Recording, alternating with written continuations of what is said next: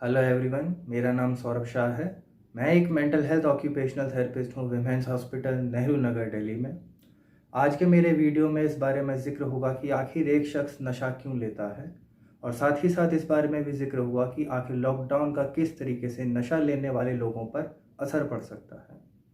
आज के मेरे वीडियो को आखिर तक ज़रूर देखिएगा, क्योंकि मैंने इस वीडियो में नशे की बीमारी से संबंधित काफ़ी इन्फॉर्मेशन देने की कोशिश की है। मेरा इस वीडियो का बनाने का ये मकसद है कि नशे की बीमारी को समझा जा सके और इसका सही इलाज हो सके, ताकि नशे से ग्रस्त आदमी अपनी नॉर्मल लाइफ पर ठीक से वापस लौट सके।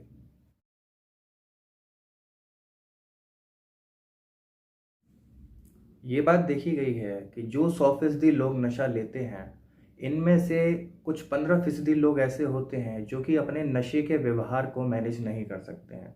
यानी कि जो 85% लोग हैं वो जब चाहें नशे को लेना छोड़ सकते हैं या फिर उसको मैनेज कर सकते हैं।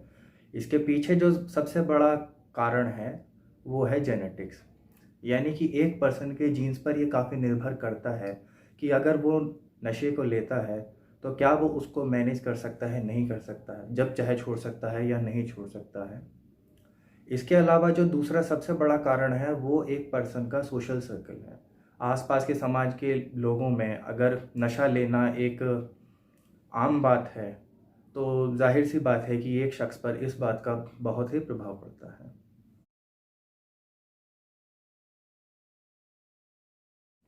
जैसा कि मैंने पहले आपको वीडियो में बताया कि नशा लेने वालों में कोई 15% लोग ऐसे होते हैं जो कि अपनी इच्छा से नशा नहीं छोड़ सकते हैं कुछ कारणों की वजह से।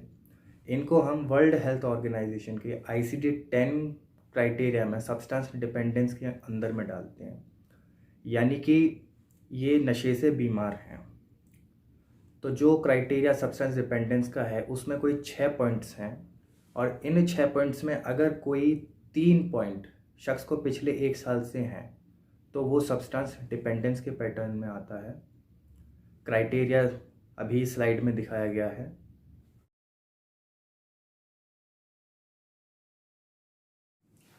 अब बारी आती है कि आखिर नशा लेने के बाद में हमारे दिमागी स्तर पर क्या बदलाव होते हैं।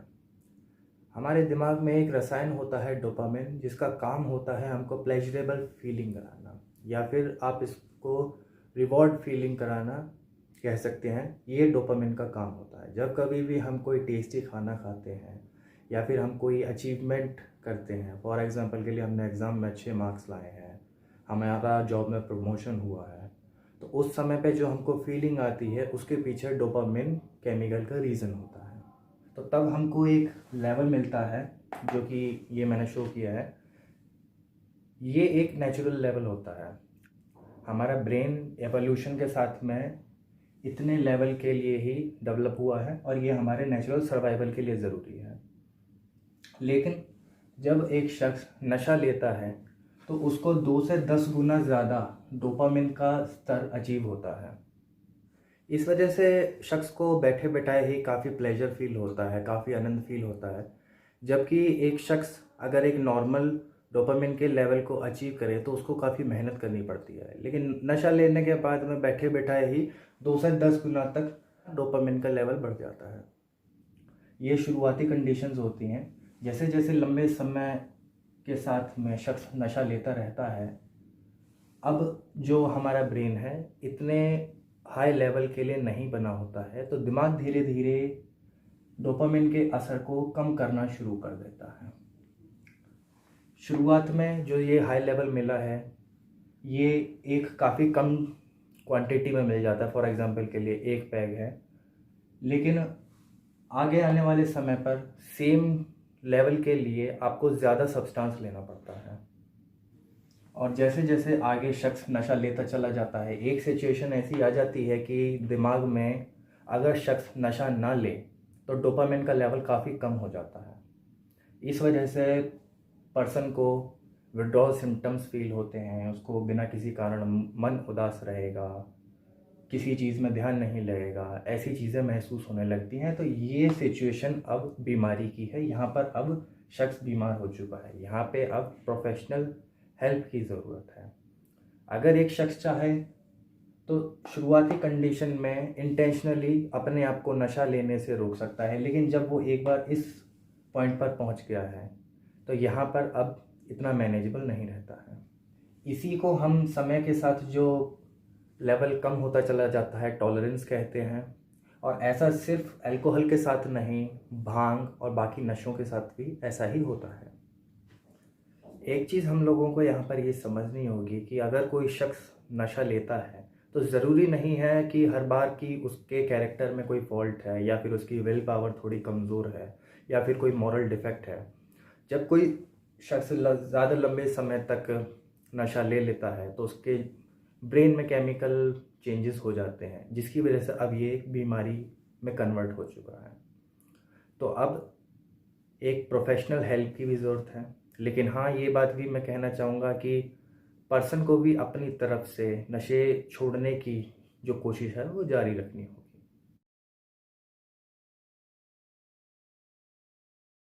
नशा लेने से हमारे शरीर के काफ़ी सारे ऑर्गन्स पे असर पड़ता है, जैसे कि लिवर डैमेज होना, किडनी पे असर पड़ना, स्टमक पे असर पड़ना, जो हमारे इंटेस्टाइन की लेयर है उस पे असर पड़ना। नशा लेने से हमारे दिमाग पे भी काफ़ी असर पड़ता है, जो हमारे दिमाग के सेल्स हैं उनमें काफ़ी डैमेज होता है। अगर लंबे समय तक कोई शख्स अल्कोहल लेता है तो आगे जाके डिमेंशिया की भी प्रॉब्लम हो सकती है और दिमाग के कॉग्निशन से रिलेटेड इश्यूज हो सकते हैं।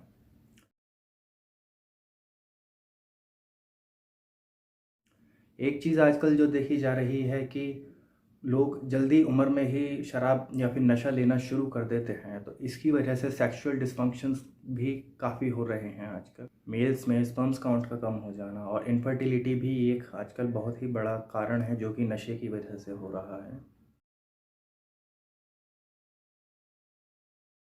यहाँ पर एक मल्टी डिसिप्लिनरी टीम का रोल होता है, जिसमें साइकाइट्रिस्ट, साइकोलॉजिस्ट, ऑक्यूपेशनल थेरेपिस्ट और नर्सिंग प्रोफेशनल का रोल होता है।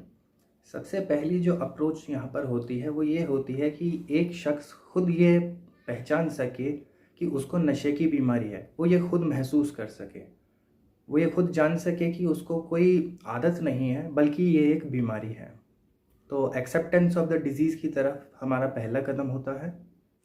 साइकाइट्रिस्ट यहाँ पर मेडिकेशंस प्रेस्क्राइब करता है, जिसके थ्रू सबसे पहले ब्रेन की जो केमिस्ट्री है उसको नॉर्मल करने में हेल्प मिलती है। नशा लेने की वजह से जो हार्मोनल इम्बैलेंस हो जाता है उसको मैनेज किया जाता है। इसके अलावा जो नशा एकदम से छोड़ देने से जो विड्रॉल सिम्टम्स आते हैं उसको मैनेज करने के लिए दवाइयाँ दी जाती हैं, उसके मैनेजमेंट पर काम किया जाता है। क्रेविंग को मैनेज करने के लिए मेडिकेशंस दी जाती हैं, जो एक तलब होती है नशा लेने की उसको मैनेज करने के लिए दवाइयाँ दी जाती हैं। यहाँ पर एक प्रोसेस होता है डिटॉक्सिफिकेशन। दवाइयों के द्वारा एक नशा लेने वाले शख्स की बॉडी से नशे को बाहर निकाला जाता है, जिससे कि एंजाइटी और क्रेविंग और जो विड्रॉल सिम्टम्स हैं उसको मैनेज किया जा सके और ब्रेन की केमिस्ट्री को नॉर्मल किया जा सके। अब जब शख्स दवाइयाँ लेने के बाद में थोड़ा सा स्टेबल हो गया है तो मोटिवेशन एनहेंसमेंट थेरेपी का यूज़ किया जाता है, जिसमें कि शख्स के साथ बातें करके उसके मोटिवेशन को इम्प्रूव किया जाता है ताकि वो खुद शराब या फिर नशे को छोड़ने के लिए प्रेरित हो, वो खुद अपने आप एक्शन ले। इसके अलावा clinical psychologist cognitive behavioural therapy और बाकी टेक्निक्स का यूज़ करता है, जिससे कि शख्स खुद नशे को छोड़ने के लिए अपनी तरफ से एक्शंस ले और उसके एक इंडिविजुअल जो इश्यूज़ होते हैं उनको किस तरीके से सॉल्व किया जाता है उस पर क्लिनिकल साइकोलॉजिस्ट काम करता है। इसके अलावा माइंड, बॉडी और रिलैक्सेशन टेक्निक्स का यूज़ किया जाता है, जिसके थ्रू एक शख्स अपने मन को शांत कर सके, अपनी क्रेविंग को मैनेज कर सके और अपने काम की तरफ फोकस हो सके। प्रोफेशनल्स के थ्रू डे शेड्यूलिंग और लाइफस्टाइल चेंजेस बताए जाते हैं, जिससे कि एक शख्स अपने पूरे दिन में पर्पसफुली एंगेज हो सके। और डाइवर्जन टेक्निक्स बताई जाती हैं ताकि एक शख्स क्रेविंग के समय में अपने आप को मैनेज कर सके, जो नशे से संबंधित सोच आती हैं उनसे अपने आप को डाइवर्ट कर सके और अवॉइड कर सके। ये चीज़ देखी जाती है कि जिन लोगों के पास में फ्री टाइम काफ़ी होता है उन लोगों को नशा छोड़ने में काफ़ी परेशानी होती है, इसीलिए पूरे दिन में पर्पसफुली एंगेज रहने से हेल्प मिलती है।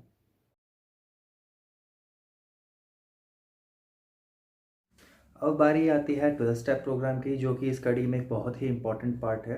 12 स्टेप प्रोग्राम अल्कोहल एनोनिमस और नारकोटिक्स एनोनिमस के नाम से पूरे वर्ल्ड वाइड प्रैक्टिस होता है, जिससे कि काफ़ी लोग अपनी नॉर्मल लाइफ पर ठीक होकर वापस लौट चुके हैं। इनमें मीटिंग्स होती हैं कुछ जिसमें कि रिकवर्ड लोग जो कि अब नशे से रिकवर कर चुके हैं, वो अपने एक्सपीरियंसेस और कुछ टिप्स उन लोगों के साथ में शेयर करते हैं जो कि अभी नशे से जूझ रहे हैं। ये बात देखी जाती है कि जो नशे से जूझ रहे लोग होते हैं, उन लोगों पे हमेशा ऐसे लोगों का ज़्यादा प्रभाव होता है जो कि उनकी परिस्थिति से गुज़र चुके हैं। ये मीटिंग्स बिल्कुल फ्री होती हैं और इनके बारे में आप इंटरनेट पर जाकर पता कर सकते हैं। एए और एनए की मीटिंग्स को आप इंटरनेट पर सर्च कर सकते हैं जिसमें इनके कॉन्टैक्ट नंबर और वेबसाइट्स अवेलेबल होंगी। इस प्रोग्राम के एडिक्ट्स पर अच्छे असर की वजह से मेरे हॉस्पिटल विमेंस में भी 12 स्टेप से इंस्पायर्ड एक प्रोग्राम बनाया गया है जिसमें कि ट्रेंड मेंटल हेल्थ प्रोफेशनल्स के थ्रू 12 स्टेप्स की इंफॉर्मेशन के अलावा माइंड बॉडी थेरेपीज़ की टेक्निक्स दी जाती हैं। इसके अलावा मेडिकल पार्ट को कवर किया जाता है ताकि एक पर्सन में इंसाइट को डेवलप किया जा सके, और भी काफ़ी टेक्निक्स इसमें यूज़ की गई हैं। इसके लिए आप विमेंस में कॉन्टैक्ट कर सकते हैं।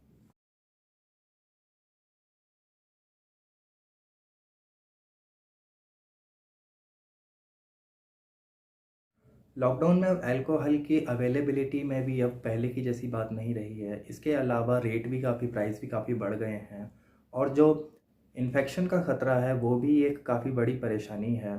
तो ऐसी कंडीशन में, जैसे कि मैंने आपको पहले बताया था कि 85% लोग हैं जो कि अपने आप को मैनेज कर सकते हैं, तो वो इस समय पर अपने आप को मैनेज कर सकते हैं। नहीं तो कंडीशंस ऐसी हैं कि मैनेज करना पड़ेगा, जैसे कि 40 टू 45 डेज़ तक मैनेज किया है।